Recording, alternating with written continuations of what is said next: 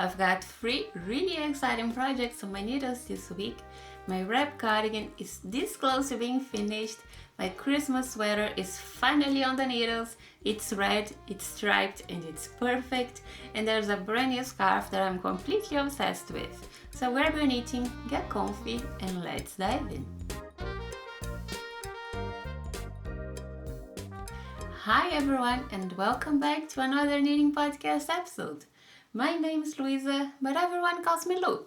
Every 2 weeks here on the channel I share about my current projects, what's working, what's not, and what I'm most excited to cast on next. And since my last video where I shared a few festive sweater ideas for winter, I've been in such a merry knitting mood, and my Christmas sweater definitely shows it. But this week I have a mix of cozy progress and fresh starts. My wrap cardigan is almost done, I've cast on for my Christmas sweater and it's growing fast, and I've started a brand new scarf that's already making me so happy. So let's start with the wrap cardigan because it's finally reaching that stage where I can really see it coming together. And this is my late summer wrap by Pernille Larsen, or Knitting for Olive. I'm knitting it out of the recommended yarn, which is Knitting for Olive Merino, paired together with one strand of their soft silk mohair. My merino colorway is called Claret, which is this lovely dark red, and I'm pairing it with plum rose for my soft silk mohair colorway. And this is the combo that I have. I am absolutely in love with the fabric it is creating and the final color for my wrap. Sometimes it looks like a deep red, sometimes a dark pink, and it is absolutely amazing. Ever since I showed you guys this project last episode, I've done a good wet block. This project was due a really good block, and I finally took the time to do it. And now I think it looks a little bit neater, a little bit more put together, I would say. I was worried before blocking that maybe the band would change a little bit in terms of roll gauge and maybe not look as neat as it was looking before blocking. But if I turn it to the side with the light hitting the cardigan this way, because I have a really big window right here, but I think it looks pretty good. I'm not seeing any fabric bunching up or any problems in terms of different length for the body and the double knit band that I'm experimenting with. So I am happy to say everything is looking great. Since I don't have the ties on the body to help it all behave as it's supposed to, the fronts here are trying to open, but we'll deal with it for today's episode. Like I was saying, since I blocked this, I think everything looks a little bit better. Before blocking, I could see the saddle shoulders here where I did the increases to shape the shoulders. There was a little bit of fabric bunching up here on both sides of the saddle, but I'm happy to say it blocked out. Everything looks good now. Everything looks straight. Let me show you the back. This wrap right now is all crinkled because I have it tucked inside a project bag because I'm not working on it anymore. I have the body and sleeves done. I'm just waiting for my tie to be at the right spot to start incorporating the body stitches. The tie is my final stretch, my final section to have this as a finished object. I have already cast on for the tie, but we'll talk about that in a minute. Going back to the body a little bit, my goal for today's episode of the podcast was to knit both sleeves, and I'm happy to say I accomplished my goal. I have 2 finished and blocked sleeves. This cardigan didn't grow a single centimeter with blocking. Lengthwise, widthwise, it didn't grow a single centimeter, which is quite good because I have the fit I had in mind that I really wanted for this garment. Just a little bit of positive ease, no negative ease, just around 5 centimeters of positive ease, and I think it's fitting good. Talking about the sleeves a little bit, I didn't change anything comparing to the pattern. I just followed the pattern instructions, picked up stitches on the underarm, and knitted a fitted sleeve. Not really that fitted. I have a little bit of room around my arm, but not enough to say it is a roomy sleeve. Definitely not oversized, just a little bit of room to have a comfortable fit with the sleeves, and I finished it off with a stockinette edge with a pro round to help with the fold, to help shape the fold. This is my first time doing a stockinette edge, and I really liked it.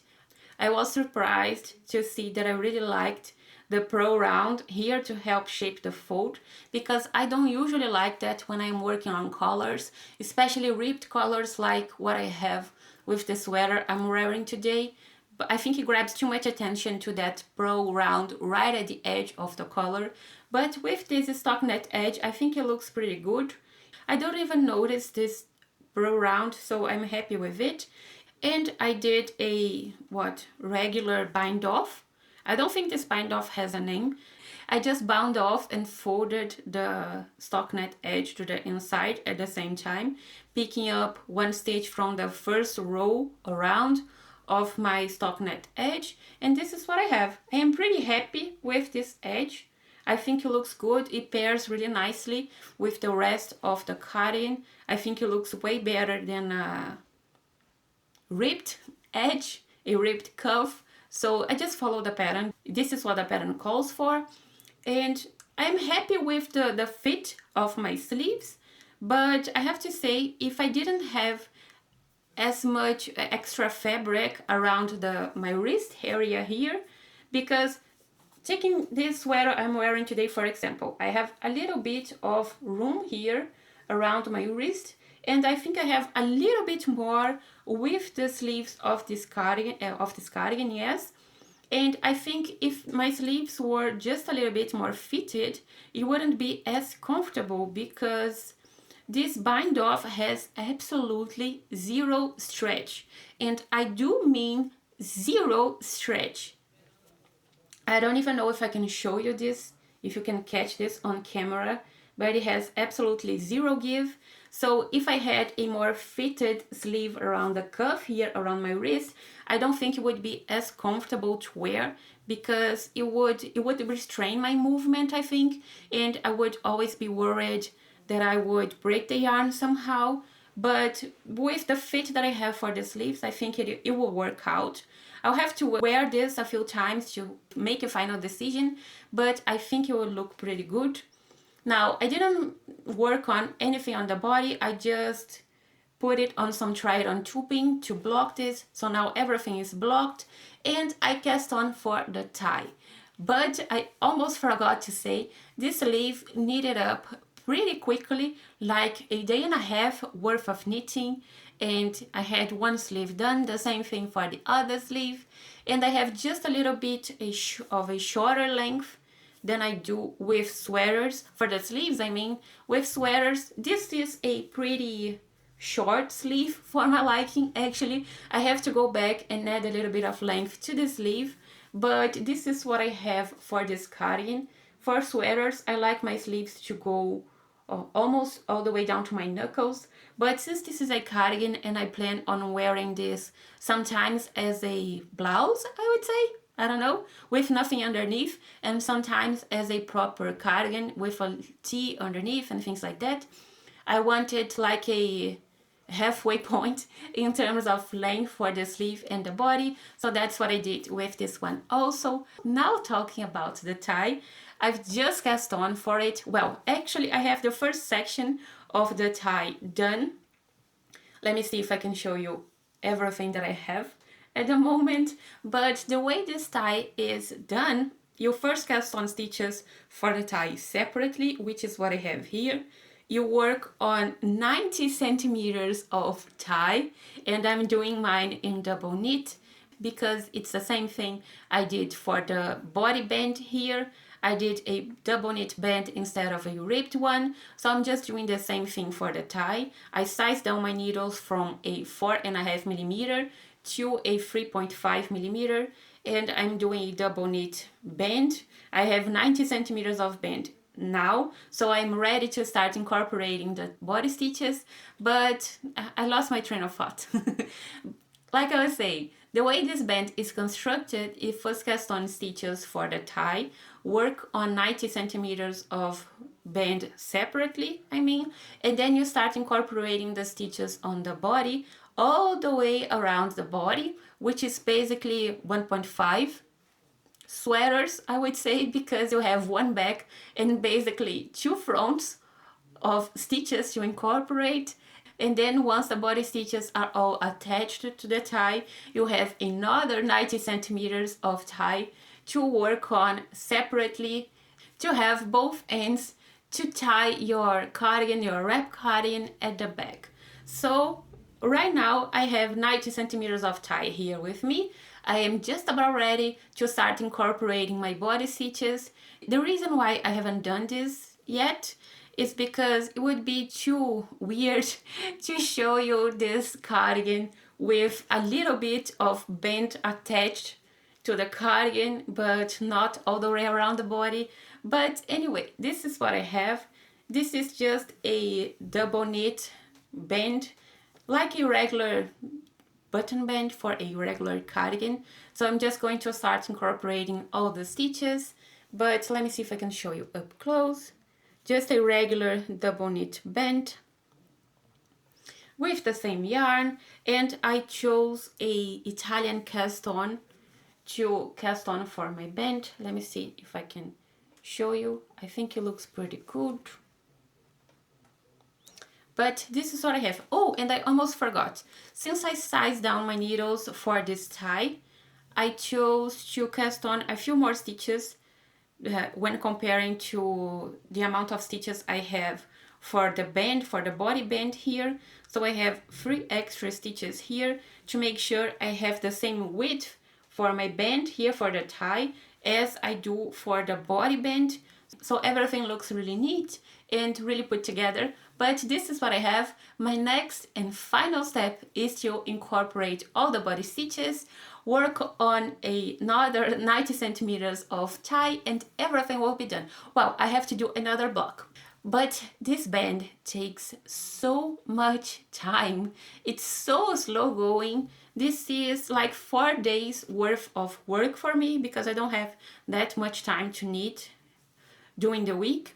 So yeah, this takes me a really long time to work on, but I will manage. I'm confident that I will manage to finish this before next episode of the podcast.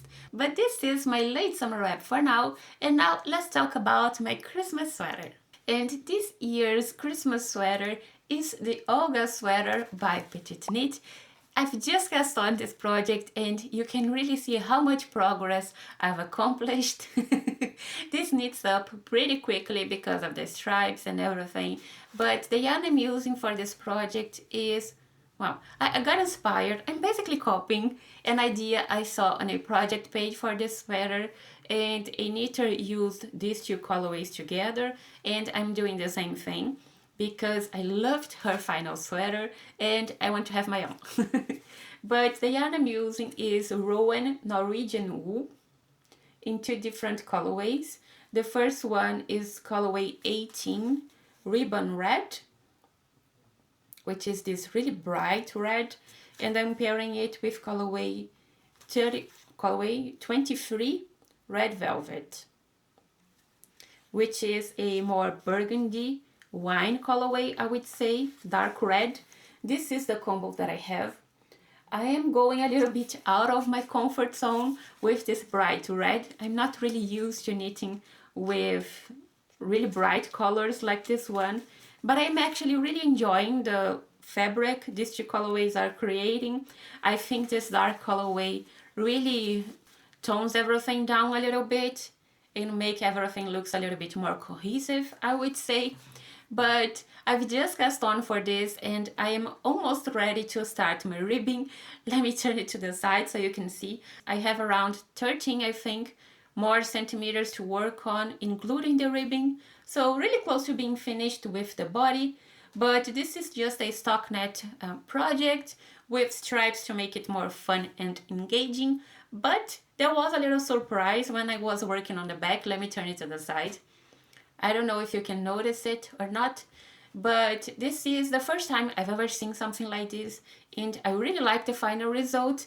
What she has you do when you first cast on is you cast on for the entire back of the sweater, including both slanted edges here for the shoulders and the neck, So you cast on quite a few stitches and then you start working short rows until you incorporate every stitch you've cast on both sides of the back to shape here the shoulders or the slanted edges where you will pick up stitches to work on the shoulders. I really like the way the stripes look with this construction. It looks really neat. You can't see anything here disturbing the stripy pattern, and it looks really good. I'm really loving it, and I want to maybe work on another sweater with this kind of construction. I don't know, but this was really interesting to do for the first time. And when I was working on the back yoke, because of a problem I had when I was working on my sweater number 15 by My Favorite Things, I was keeping track of the length of the back yoke here when I was working on this straight section, just doing the stripy pattern until I had the desired length. But she has you do a really long, in my opinion, back panel, and it was way longer than what I thought I wanted. So I shortened it by 4 centimeters and just did the same thing for the front yoke, I mean. And then when I joined in the round, I couldn't get it past my upper arm. It was so tight, so I had to go back and add a little bit of length to both sides of the yoke, front and back. So now basically I have the length the pattern called for. So yeah, I guess I should have just followed the pattern. But I was worried the underarm here was going to be too low. I was going to have too deep of a armhole, because I usually like a little bit higher underarm than what patterns usually call for. So that's why I shortened it a little bit. But with this, I usually like 22 centimeters of armhole depth. With this one, I have 26, and I thought it was going to be too low of a underarm for my liking. But the fit it's great. It fits just like I wanted it to, so yeah. I don't know what's happening here, but the fit is great, so yeah. Everything is looking fine.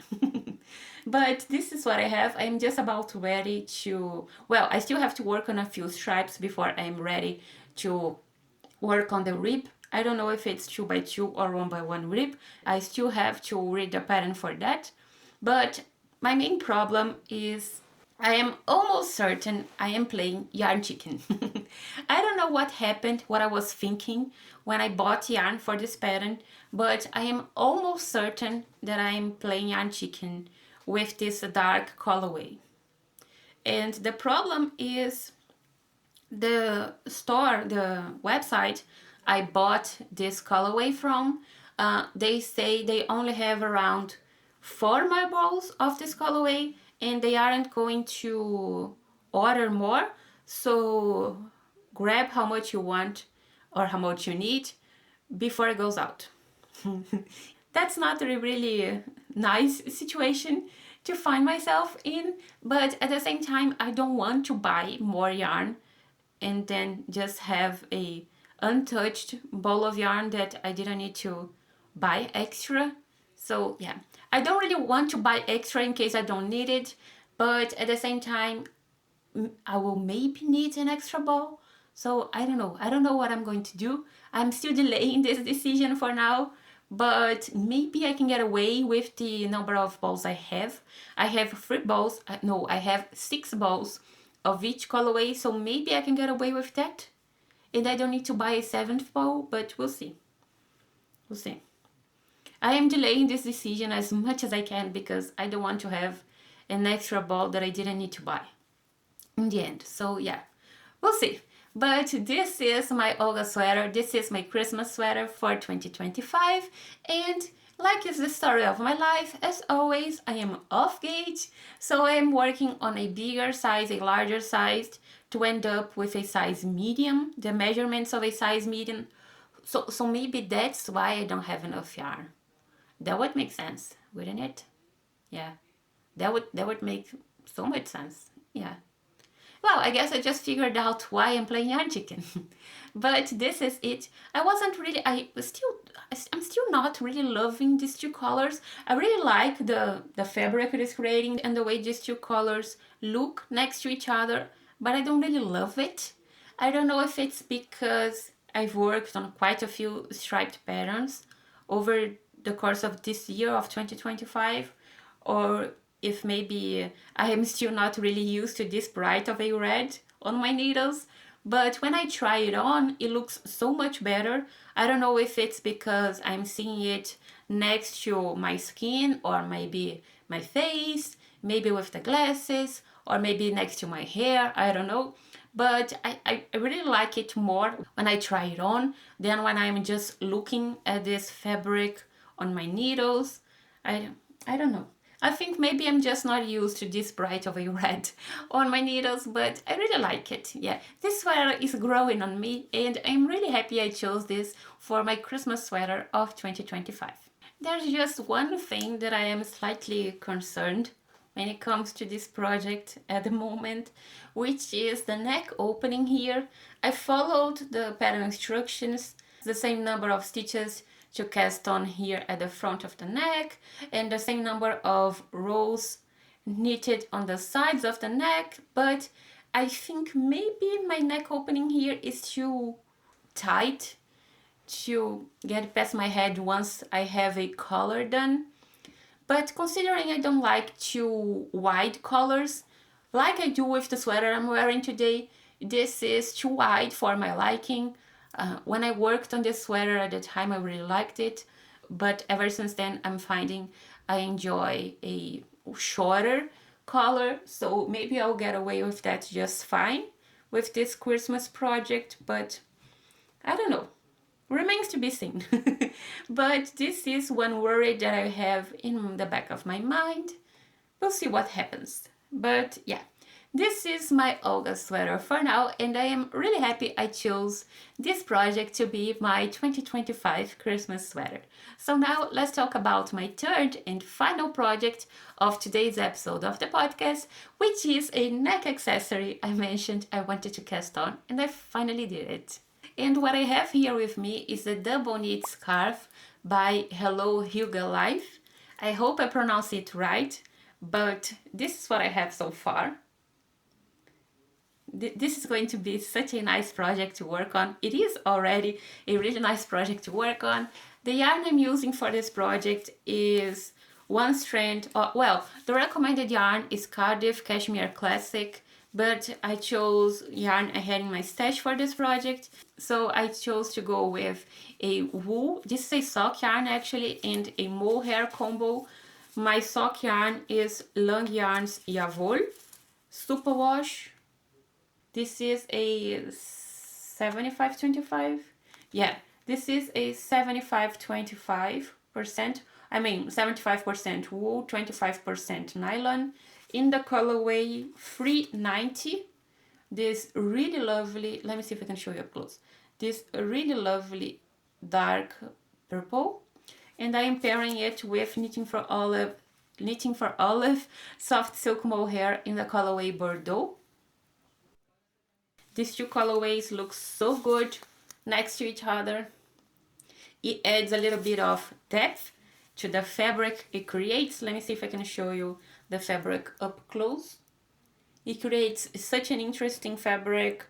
The mohair colorway is slightly lighter than my main yarn, than the sock yarn, and I really love the final color. But the way this shawl is constructed, well, it is worked on double knit. It's all over double knit, just like the name suggests. But I really like the final look of it, but it's too much work to do a double knit scarf, in my opinion. There's absolutely nothing wrong with the pattern. It's just for the way I knit and how much time I want to spend working on a scarf. I chose to do a stockinette worked in the round instead of a double knit. So this is what I have. This is a much more enjoyable process for me and the way I knit. And the final look's going to be basically the same thing. So this is a very short scarf. but you have these two slits here that you will pass the other end of the scarf through, and I really love the final look of it. It looks so polished and sophisticated, and I'm really excited to have this ready to wear when it gets really cold outside. But this is what I have. Since I am working on a stockinette in the round instead of double knit, I chose to do a Judy's Magic Cast On. I think that's the right name, Judy's Magic Cast On, to cast on my stitches. It's the same thing I do when I cast on for a toe-up sock. And then I just started working in the round in stockinette until I got to the point where I wanted to split for these two slits here, and then worked on 3 little circumferences of stockinette stitch for the amount of fabric the pattern suggested. I don't want to give away the numbers because it's a paid for pattern, but this is what I have. And now I just have a good amount of stockinette in the round to work on until I am ready to bind it off. So this is a really relaxing, really easy project to work on. I think this is a lovely on-the-go project, but yeah, I'm really happy with it. Let me show you the other side. I just have all the stitch markers that I was using to keep track of how many rows I still had to work on to make sure I have the exact same number of rows for each little tube of stockinette stitch. But yeah, this will pair really nicely with the leftover I have from my clematis sweater. I used a really nice hand-dyed yarn. It was Malabrigo sock in a really nice colorway with a few speckles of purple, I would say. I think it's purple, sometimes it looks pink, but I think most of the time it looks purple. So my idea is to work on a hat with the leftovers I have from that project. And I think this stockinette hat, I don't know if I mentioned that, but I think this scarf is going to pair really nicely with my soon-to-be hat, stockinette hat. But yeah, this is a really easy and relaxing project, and I hope to have it finished really soon.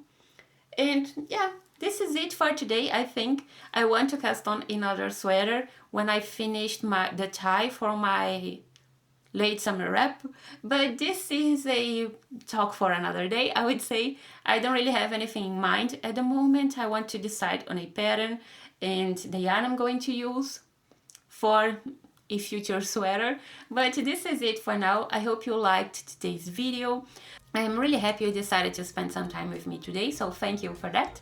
And don't forget to subscribe, ring the bell, and give this video a thumbs up in case you haven't already. If you want to share with me what you've been working on, I would love to know. And until I see you next time, happy knitting. Bye!